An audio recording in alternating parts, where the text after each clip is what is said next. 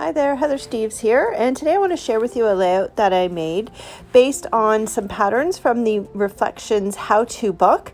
I took two coordinating layouts and I pulled them together and made them into one using Cricut Design Space, and so my layout is based on that. So I thought I'd walk you through the process of my selection of papers. So I had already decided that I was using the World is Yours kit because this is from a Ottawa trip and all of the layouts include that paper. But I also wanted to pull in some of the wood grain. Because the subject, there's some pictures in a log cabin, I thought that that would suit it very well. So this cut log paper, it's a little bit hard to tell which way is up, but I kind of play around with it and look at the shadows in order to do that. And then I'm just putting my photos in and playing around with the different papers, trying to figure out what's going to look best. So you can see me pulling out different ones, just checking out to see how they feel. I really think I want to use the gray in there as well as the wood grain. I'm laying those down. I do need to mat that photo that's on the right there because the pattern calls for a 5x7 and I only have a 4x6, so that's a great opportunity for a nice thick mat. Don't really like the log paper, how it's turning out, so I've flipped it over. I'm using this, looking at this other wood grain. It feels better because the color seems to coordinate better with my photos. So I'm still finding that this is not properly balanced. The mink pattern paper up above and then the kind of greenish color to the left there, they're very light, and then the wood grain is quite in contrast to that. So I am trying the mink cardstock above just to see if it will work any better, but not really happy with that. So I pulled out this espresso pattern and it actually has some of the mink in it. The dots are actually mink colored and I'm really liking this much better. So I'm going to still try the logs. Doesn't really work, so I'm going to go back to that wood grain. So now I just need to pick a strip for the top band, and so I had a piece of cut off from some pattern paper, and so this green really pulls out the foliage and the green from the photos, and then just a little bit of this other pattern paper to go on top of that. And now I've cut out all of my papers and I'm ready to start assembly.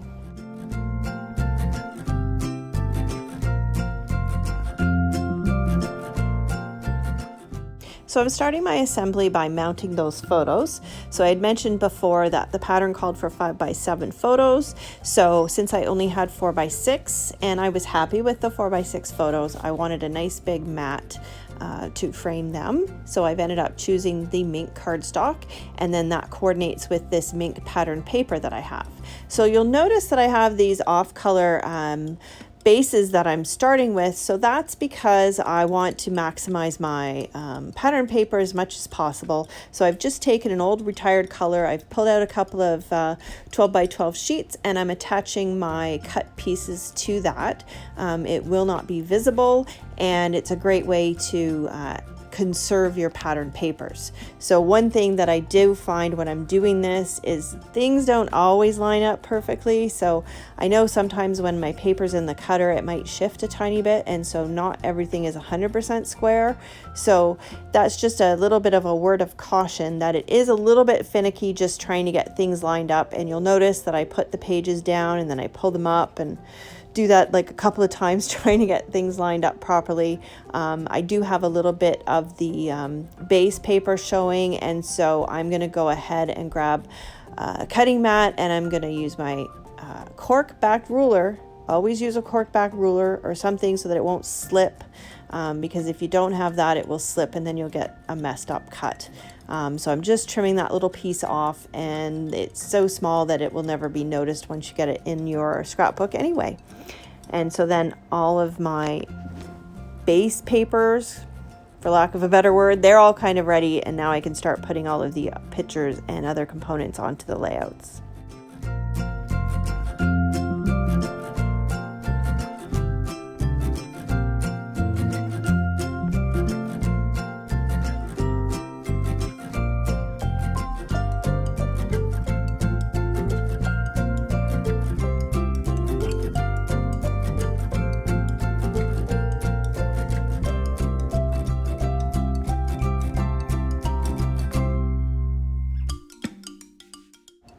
So a little tip is to make sure that you have a grid ruler. So this is the Close to My Heart one. It has been discontinued.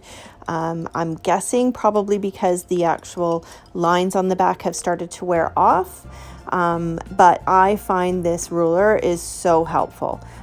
So what I did here was I just lined it up at the edge how far I wanted it to get in so my pictures would be centered, and then I of course forgot that they were 3.5 as opposed to 3 inches wide, so I had to pull them up and recenter them. But it just makes it so much easier for getting your photos and your mats and different components onto your layout nice and straight and spaced evenly. So just find one of those if you don't have one, and you will not regret it.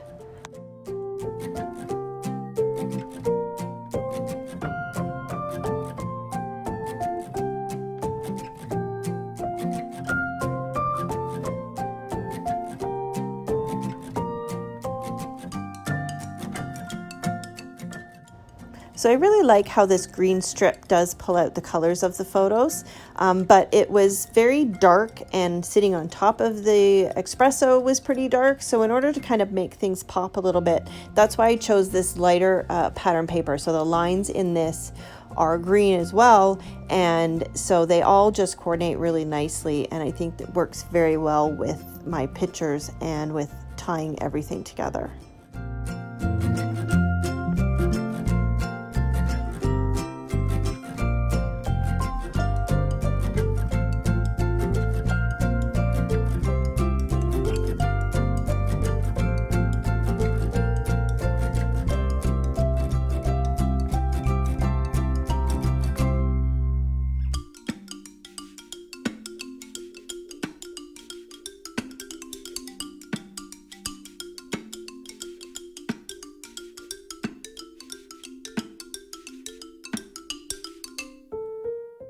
So I've just jumped ahead a little bit. I decided to cut my title with some thin cuts out of some red cardstock to pull the red out of the photos and coordinate everything well.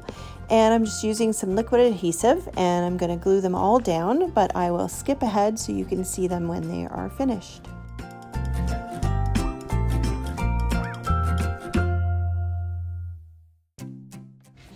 So now that my title's all attached, I'm going to go ahead and tie in that red onto the other page. I used a stitch bracket thin cut to create the base for a little embellishment cluster, and I'm going to take this little triangle here, and I'm going to use my anti-static pouch to get rid of the stickiness on the back, and then I'm going to add some 3D foam tape onto there to pop it up and give it some dimension.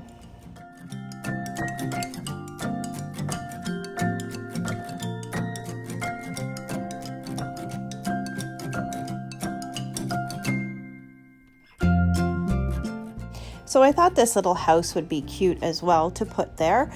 Since the boys are inside of a house, it seems like it kind of suits. So I'm just popping that up on some thicker 3D foam tape, and I'm putting that there beside it. Now, rather than waste the little piece that I cut off of the stitch thin cut square, I'm going to use that as well on the other side, and I'm going to add a little word there just for another little embellishment cluster.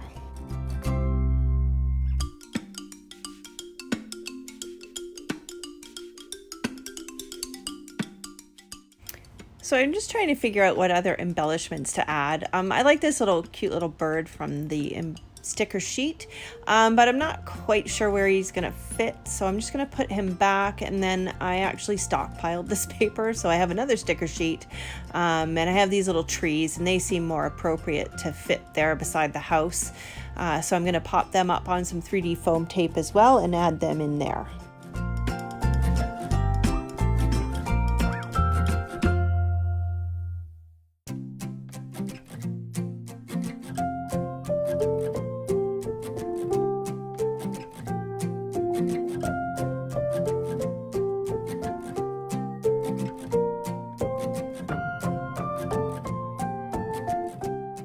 So I decided that I'm going to add the little bird right there above the 4x6 on the left side.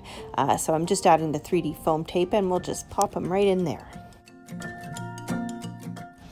So when you're doing the embellishments onto layouts, it's always good to remember the rule of threes and triangles. So it's always nice to have your eyes moving across the page kind of in a bit of a triangle. So I wanted something in the top left corner here, so I am just going to cut a couple of little dovetails and add them in there. So I just thought here that I would show you a close-up of how I do my dovetails. I find the center of my little piece of paper and I cut a little slot up, and then I just cut from the corners into that point, and it just makes it super easy to get nice even dovetails every time.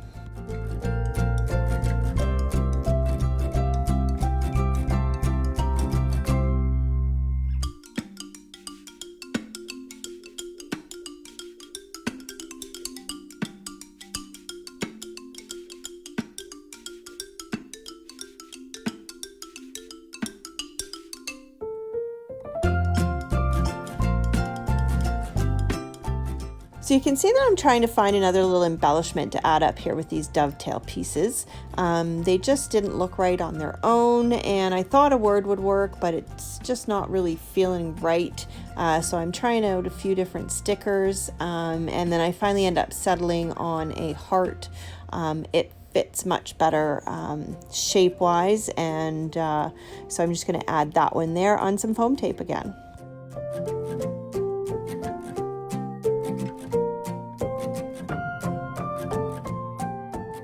And of course, no layout is complete without a little bit of bling.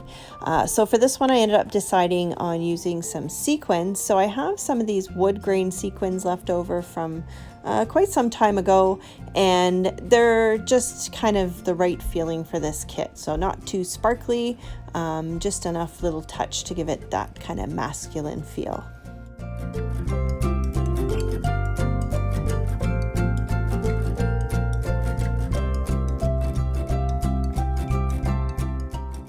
Thank you so much for watching. I hope that you enjoyed this video, and please don't forget to like and subscribe to my channel, and don't forget to ring the bell to get notified when I post more videos. Have a wonderful day.